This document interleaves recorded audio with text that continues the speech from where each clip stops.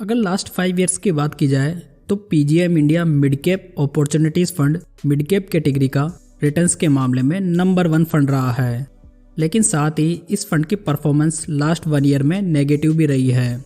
तो दोस्तों, यदि आप PGM India mid cap opportunities fund का एक डिटेल्ड रिव्यू खोज रहे हैं तो आप बिल्कुल सही वीडियो पे हैं।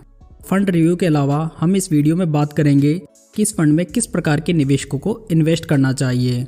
तो चलिए सबसे पहले इस फंड के बेसिक डिटेल की बात कर लेते हैं। ये फंड 2 दिसंबर 2013 को लॉन्च हुआ था, यानी कि फंड की एज काफ़ी पुरानी हो चुकी है। फंड का benchmark index Nifty mid cap 150 TRI है, जबकि इस फंड का AUM 7,500 करोड़ रुपए से भी ज़्यादा हो चुका है। फंड का AUM अभी इतना ज़्यादा नहीं हुआ है जिससे कि आपको कोई घबराने या चिंता करने की आवश्यकता हो। आगे बढ़ते हैं और इस फंड को रिटर्न्स के आधार पर रिव्यू करते हैं। लास्ट 5 ईयर्स में बेंचमार्क इंडेक्स ने 10.91% के, जबकि इस फंड ने 17.72% के रिटर्न्स बनाकर दिए हैं। इस दौरान फंड की रैंकिंग 20 फंड्स में से फर्स्ट पोजीशन पर रही है। वहीं लास्ट 3 ईयर्स में बेंचमार्क इंडेक्स ने 22.31% के, जबकि इस फंड ने 33.19% के आउटस्टैंडिंग रिटर्न्स जनरेट करके दिए हैं, जहां पर इस फंड की रैंकिंग 24 फंड्स में से सेकंड रही है। हालांकि लास्ट 1 ईयर में फंड और बेंचमार्क दोनों की हालत खस्ता रही है, जहां दोनों ने नेगेटिव रिटर्न्स बनाकर दिए हैं। यदि किसी व्यक्ति ने इस फंड में 8 साल पहले 2000 पर मंथ की SIP स्टार्ट की होती तो आज 1,92,000 की करंट वैल्यू लगभग 4,45,000 रुपये हो गई होती, जिसमें कि 20.42% के एनुअलाइज रिटर्न्स निकल कर आते हैं। इस तरह 8 सालों के लंबे पीरियड में 20% के रिटर्न्स बहुत ही बढ़िया माने जा सकते हैं। इन सब के अतिरिक्त हम इस चार्ट में देख सकते हैं कि ये मिड कैप फंड कंसिस्टेंटली अपने बेंचमार्क इंडेक्स के रिटर्न्स को आउट परफॉर्म करता हुआ आ रहा है। यदि इस फंड का पोर्टफोलियो देखा जाए तो इसमें 12 सेक्टर्स के 47 स्टॉक्स मौजूद हैं। इस पोर्टफोलियो को फंड मैनेजर के रूप में 2018 से मिस्टर अनिरुद्धा नाहा मैनेज कर रहे हैं। मिस्टर अनिरुद्धा नाहा PGM India flexi cap fund को भी मैनेज कर रहे हैं, जो कि फ्लेक्सी कैप कैटेगरी में लंबे समय से शानदार प्रदर्शन कर रहा है। अगर इस फंड का पोर्टफोलियो ध्यान से देखा जाए तो इन्होंने लास्ट 6 मंथ में प्राइवेट बैंक्स में अपना फोकस बढ़ाया है। इससे पहले इन्होंने IT सेक्टर में हाईएस्ट एलोकेशन ले रखा था, लेकिन जैसे कि IT सेक्टर पिछले कुछ समय से अच्छी परफॉर्मेंस नहीं दिखा पा रहा है, इन्होंने IT सेक्टर को छोड़कर बाकी सेक्टर्स में अपना एलोकेशन बढ़ाया है। इस मिड कैप फंड के पोर्टफोलियो में 22.12% लार्ज कैप कंपनीज में इन्वेस्टेड है, 71.36% मिड कैप कंपनीज में, जबकि 6.52% स्मॉल कैप कंपनीज में लगा हुआ है।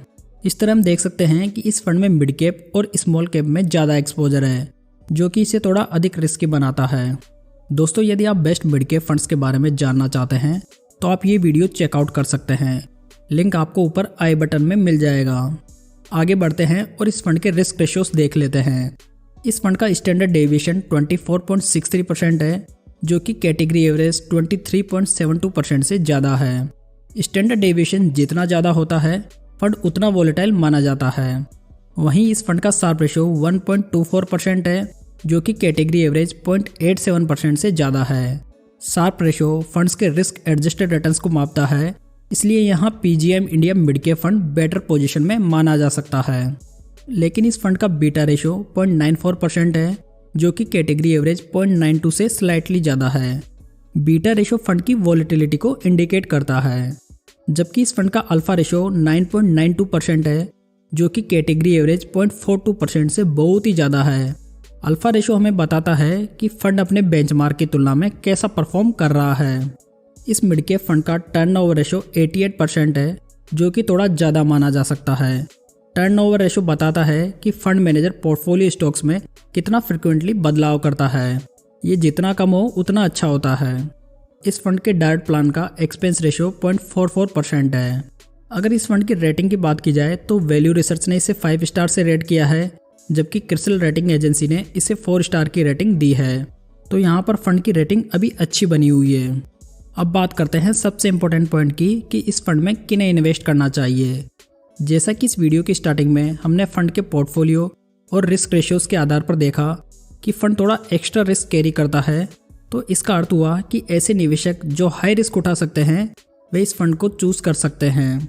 यदि इस फंड की फैक्ट शीट को भी देखा जाए तो इसमें लिखा है कि ऐसे निवेशक जो कि लॉन्ग रन के लिए जैसे कि 5 से 10 साल के लिए निवेश करना चाहते हैं, साथ ही हाई रिस्क उठाने को तैयार हैं, वे इस फंड को कंसिडर कर सकते हैं।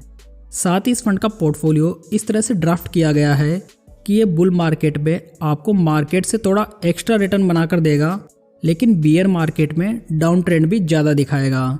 जैसा कि लास्ट 1 ईयर में फंड ने बेंचमार्क की तुलना में अधिक नेगेटिव परफॉर्मेंस दिखाई है। लेकिन ऐसा भी नहीं है कि ये फंड एक ही साल में खराब हो गया है। वैसे भी लास्ट 1 ईयर में अधिकतर फंड्स ने स्ट्रगल ही किया है। उम्मीद है दोस्तों इस फंड से रिलेटेड आपके सभी डाउट्स क्लियर हो गए होंगे। वीडियो पसंद आया हो तो इसे लाइक, कमेंट और शेयर जरूर करें। साथ ही चैनल को सब्सक्राइब भी जरूर कर लें। तो चलिए दोस्तों फिर मिलते हैं एक नई जानकारी के साथ। तब तक जय हिंद, जय भारत।